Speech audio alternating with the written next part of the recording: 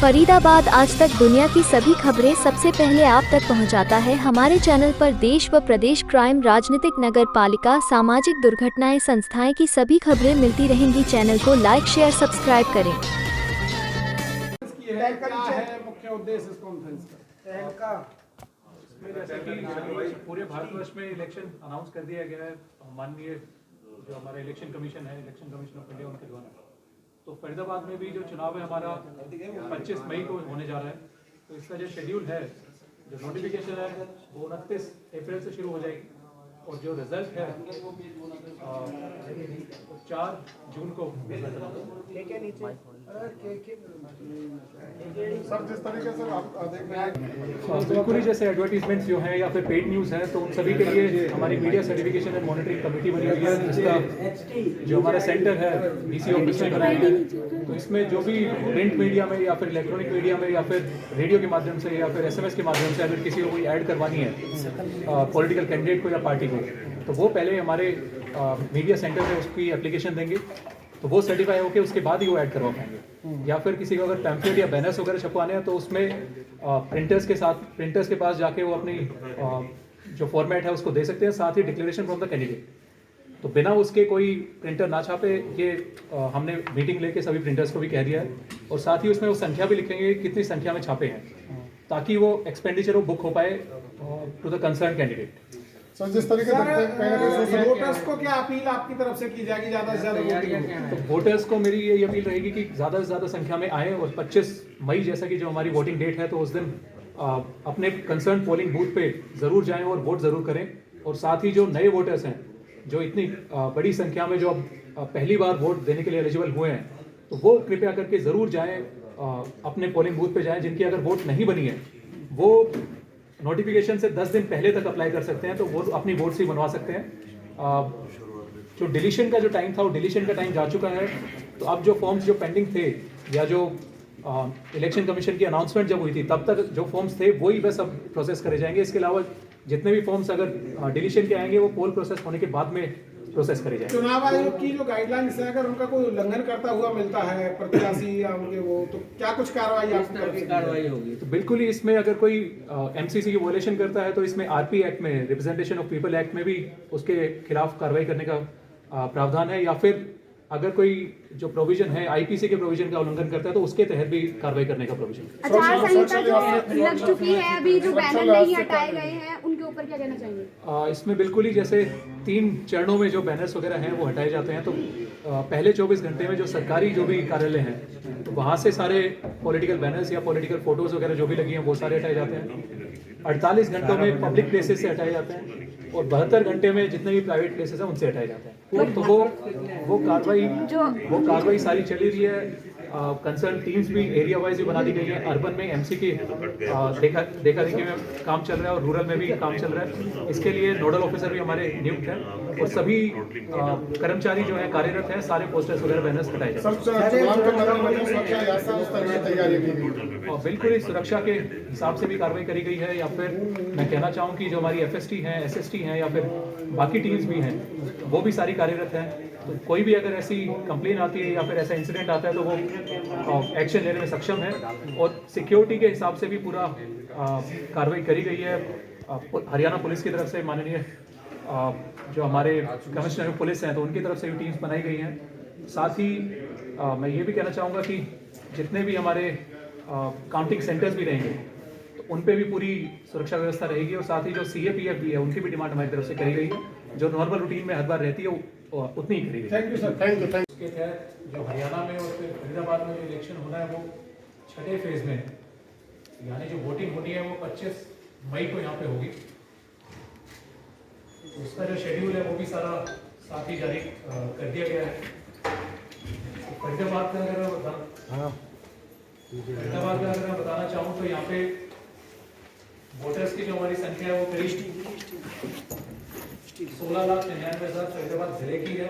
और पूरी जो हमारी कॉन्स्टिट्यूंसी है फरीदाबाद पार्लियामेंट्री कॉन्स्टिट्यूंसी, जिसमें पलवल जिला भी आता है, तो उसमें करीब 23,81,000 वोटर्स हैं, तो जिसमें लगभग 12,90,000 मेल हैं और 10,88,000 फीमेल हैं। इसके साथ ही जो पोलिंग स्टेशंस की जो हमने लिस्ट भेजी है ऊपर, अभी जैसे ही अप्रूव होके आएगी आपके साथ में शेयर भी कर देंगे। पोलिंग स्टेशन करीब 1469 फरीदाबाद में है और 691 पलवल में है। टोटल संख्या उसकी 2160 है। साथ ही जो हमारी असेंबली कॉन्स्टिट्यूएंसीज हैं जो पार्लियामेंट्री कॉन्स्टिट्यूएंसी में, तो 9 कॉन्स्टिट्यूएंसी हैं जिसमें से 6 फरीदाबाद में आती हैं और 3 पलवल में आती हैं। तो अब मैं आपको ये भी बताना चाहूँगा कि जिस दिन से नोटिफिकेशन या जिस दिन से अनाउंसमेंट हुई है इलेक्शन की, जो बीता जो शनिवार है, तो तब से लेके कोई वोट कटेगा नहीं। जिनने पहले अप्लाई कर रखा है सिर्फ वही कटेंगे। तो उसके बाद से कोई नया वोट मतलब वोट काटने के लिए कोई अप्लाई नहीं कर सकता। अभी वो एप्लीकेशन पेंडिंग रहेगी। जब ये पूरा पोल प्रोसेस कंप्लीट हो जाएगा उसके बाद वो डिसाइड करी जाएगी। और साथ ही अगर किसी को नए वोट बनाने हैं, वो डेट ऑफ नोटिफिकेशन जो है उससे 10 दिन पहले तक अप्लाई कर सकता है। तो यानी अगर डेट ऑफ नोटिफिकेशन हमारा 29 अप्रैल है तो उससे 10 दिन पहले कृपया करके वो अप्लाई करें।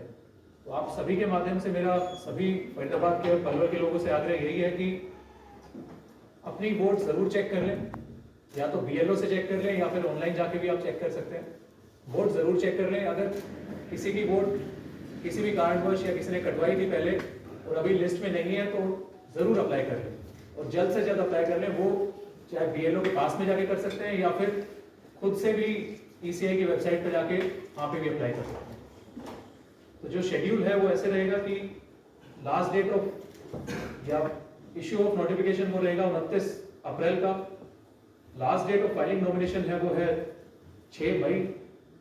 स्क्रूटनी ऑफ नॉमिनेशन 7 मई को किया जाएगा। Last date of withdrawal of candidature 9 मई का है। डेट ऑफ पोल 25 मई की है। साथ ही जो काउंटिंग होनी है वो 4 जून की है और इलेक्शन 6 जून तक मतलब जो सारी प्रक्रिया वो 6 जून तक कंप्लीट होगी। तो ये पूरा शेड्यूल रहेगा। साथ ही जो हमारे काउंटिंग सेंटर्स भी बने हैं अभी, तो 6 काउंटिंग सेंटर्स फरीदाबाद में है और 3 काउंटिंग सेंटर्स पलवल में है।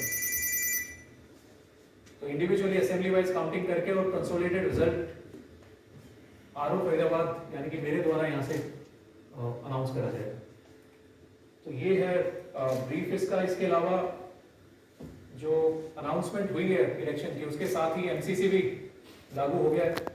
तो इसमें जो पॉलिटिकल पार्टीज भी हैं या जो कैंडिडेट्स भी हैं या फिर जो सरकारी कर्मचारी भी हैं, उन सभी के लिए गाइडलाइंस है।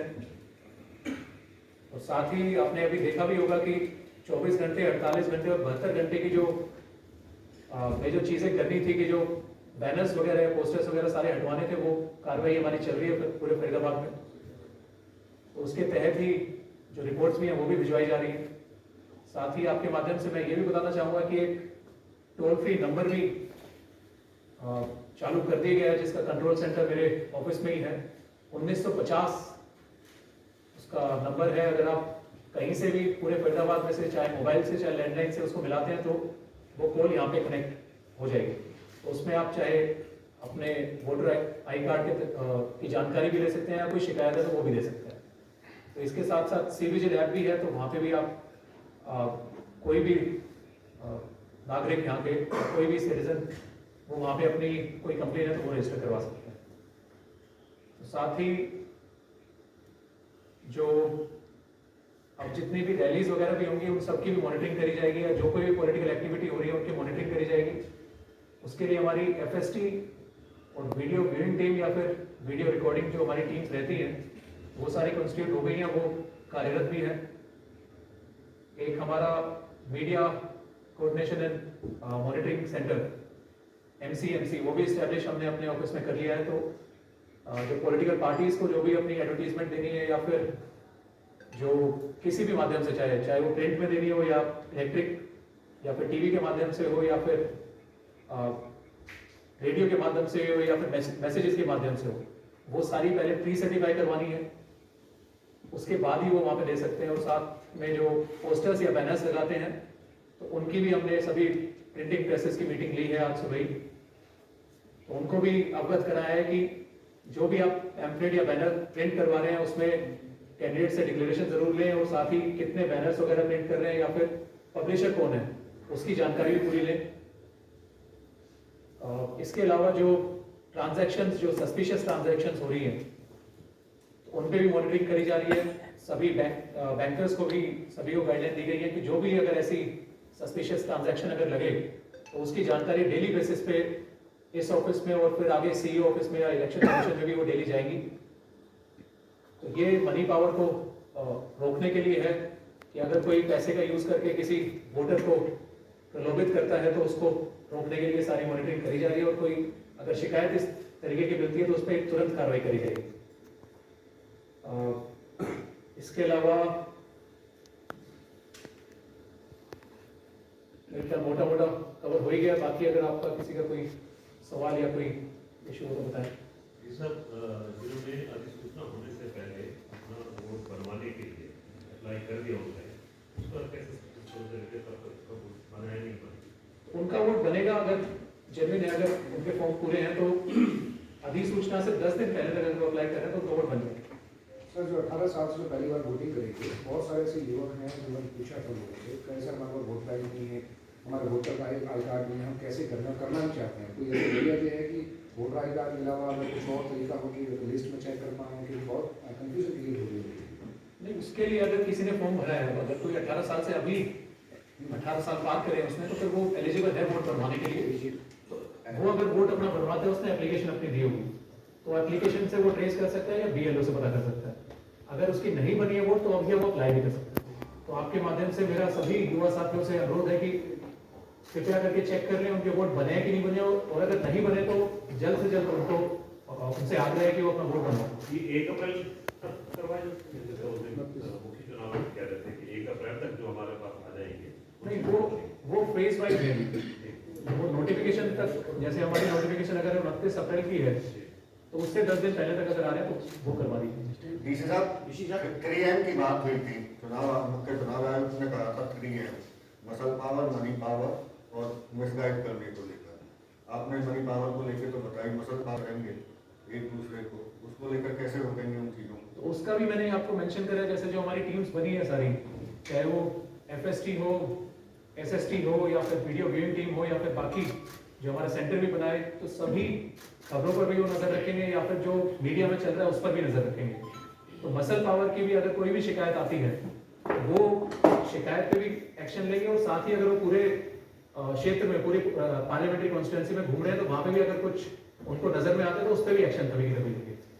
इसके साथ ही जो मिस इन्फॉर्मेशन वाली बात आपने कही है तो उस पर जो ये media coordination and certification centre जो है, तो यहाँ से वो सर्टिफाई करवा के फ्री अपनी एडवर्टीजमेंट या फिर प्रचार अपना कर सकते हैं, इसके बिना प्रचार नहीं कर सकते।